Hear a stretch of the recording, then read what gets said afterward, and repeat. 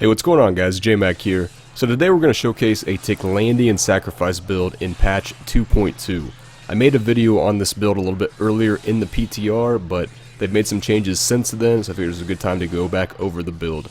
The basic premise is that you want to horrify everything in place with Face of Death, the Horrify rune, and the Tiklandian Visage Voodoo Mask.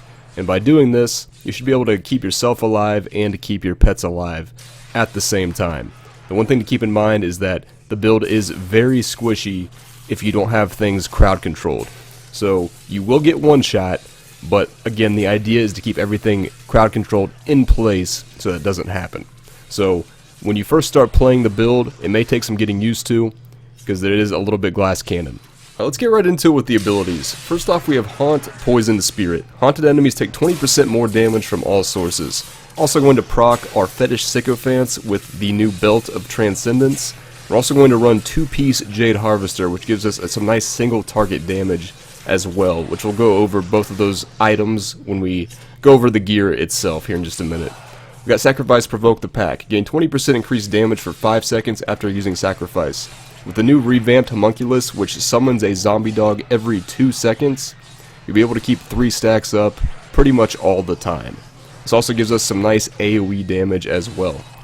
Fetish Army Legion of Daggers gives us 8 dagger-wielding fetishes that are physical damage. We'll be stacking physical damage on our gear. Spirit Walk Jaunt for movement speed and to get out of bad situations. Horrify Face of Death. This is kind of the backbone of the build. This increases the AoE of Horrify to 24 yards, which immobilizes everything in place, and really the key to the build is keeping everything immobilized at all times. If you let anything out of the immobilized, there's a good chance you're going to die. Next up is Big Bad Voodoo Slam Dance. Gives you 20% increased attack speed and 30% increased damage, which is going to be a huge buff to your pets. It's going to basically be permanent with a Star Metal Kukri, as is Fetish Army Legion of Daggers. Next up, we've got Pierce the Veil as the first passive, mainly just a damage passive. Zombie Handler gives you 1 additional dog to sacrifice and a nice life increase as well. Spirit Vessel, mainly for the second life, but it's also going to give you some cooldown reduction to Horrify and Spirit Walk, which is quite good. And then we have Gruesome Feast last for more damage. This is going to give us 10% of our mana whenever we pick up a health globe, and it's going to give us 10% intelligence whenever we pick up a health globe, which will stack up to 5 times. So you're going to want to walk around and get health globes. I'd recommend 8 to 10 pickup radius. That way you don't have to walk right on top of the globes. You just want to be very careful that you don't walk too far and let mobs out of your Horrify lock to get the globes. If they're close enough and you can move around in a way to get the globes without letting them out of the lock, then do so. Otherwise, stay where you're at and stay alive. Moving on to the gear. So we've got the Tiklandian Visage. Horrify causes you to fear and root enemies around you for 8 seconds. Again, the backbone of the build. Ideally, you want an 8-second one. If you have a 6 or 7-second one, you need to make up for that with extra cooldown reduction on your gear. And ideally, you're going to want crit chance instead of sacrifice damage. This is just the only 8-second one that I have currently. We're running 3-piece Augilds. Shoulders, chest, bracers. You want all of them to be ancient if you can. They're craftable. You should be able to get ancients relatively easily. You want Fetish Army damage on the shoulders. You want Fetish Army damage on the chest. And then on the bracers, you want physical damage and crit chance. As far as an amulet goes, any amulet will work as long as it has physical, crit chance, crit damage, and a socket. You can also start out with one that has main stat, crit chance, crit damage, and a socket if you don't have this perfect setup just yet.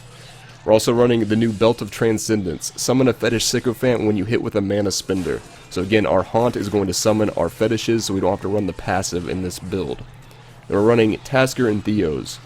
You want them to be trifecta and as much pet attack speed as possible. These ones aren't terribly great. They're kind of middle of the road, but they're getting the job done for now. More attack speed for your pets, though, the better. You really want them to be as close to 50% as they possibly can be. We're running the Convention of Elements. So you gain 185% increased damage to a single element for 4 seconds, and this rotates around through the elements available to your class. So the ones available to Witch Doctor are Cold, Fire, Physical, and Poison. When this rotates around to Physical, our pets are going to be doing a ton of damage, as is Sacrifice. You want to make sure you have 2 to 3 dogs to sacrifice when this rotates around to Physical. It's going to substantially increase your AoE damage if you do so.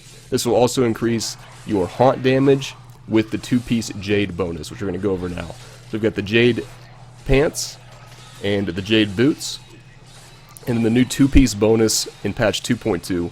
When haunt lands on an enemy already affected by haunt, it instantly deals 10 seconds worth of haunt damage. Another nice single target damage boost to the build, and you'll see this critting for somewhere around 200 million even without the Quetzalcoatl voodoo mask. Next up we got the Stone of Jordan, physical, intelligence, elite damage, and a socket. Ideally you probably want crit damage over the intelligence here, but this is fine for now. This is just the ring setup that I went with. You could go other ways if you really wanted to. There's a few options, especially in patch 2.2 with how many powerful rings have been added, but I like this setup currently. We've got the new revamped Homunculus. A zombie dog is automatically summoned to your side every 2 seconds. This is down from every 4 to 6 seconds. So with this, you should be able to keep up 3 stacks that provoke the pack the majority of the time, up to 5 stacks at times as well, which is quite nice. It also rolls with a 5th primary affix always, which is the extra sacrifice damage. So you're able to have sacrifice damage and fetish army damage here, which is quite good. Then lastly, we have the Star Metal Kukri. Now, ideally you want an ancient one, obviously. That's easier said than done. It's a very rare item. If you do have an ancient SMK, you should be able to push up into the 50s with this build pretty easily. I've done a 47 so far currently with plenty of time to spare. So 50s should definitely be something that you can shoot for with this setup. You could also roll sacrifice damage on your boots as well if you wanted to. Something I haven't tried just yet, but it should give you a decent amount more AoE damage as well, losing a little bit of toughness. As far as legendary gems go, you got Bane of the Trapped. You're going to be horrifying everything all the time, so this is always going to be procced. Enforcer is going to keep your pets alive a little bit better against Rift Guardians, and also give you pet damage. And then Pain Enhancer. Now, this, whenever you crit on an enemy, it's going to inflict a bleed that deals percentage damage, which will be amplified by the physical damage on your gear. And then you also gain Blood Frenzy, granting you 3% increased attack speed for each bleeding enemy within 20 yards. And attack speed directly gives damage to your pets. So the more enemies around you that are bleeding from this gem is going to give you more damage to your pets. So what you want to make sure that you're doing, especially in high-level greater rifts, is spreading out your sacrifices so that you're hitting multiple enemies around you, so that when they crit, they'll proc this gem and give you more damage. So currently we're running a T6 rift just to show how fast the build can be in T6. You make 3 changes for T6. You put on a Rochelle's Ring of Larceny instead of the Stone of Jordan. This gives you a 56% increased movement speed buff for 4 seconds after fearing an enemy. And with Horrify and the Tiklandian Visage, you'll have that movement speed buff pretty much all the time. And then you switch Fierce Loyalty in for Spirit Vessel, giving you more movement speed, and then also switch the Horrify rune to Stalker for more movement speed as well. You should be able to clear T6 rifts in 2 to 3 minutes with this build. It's extremely fast, high damage, high mobility. So anyways guys, hope you enjoyed the video. If you did, don't forget to like and subscribe as always, and I will see you next time.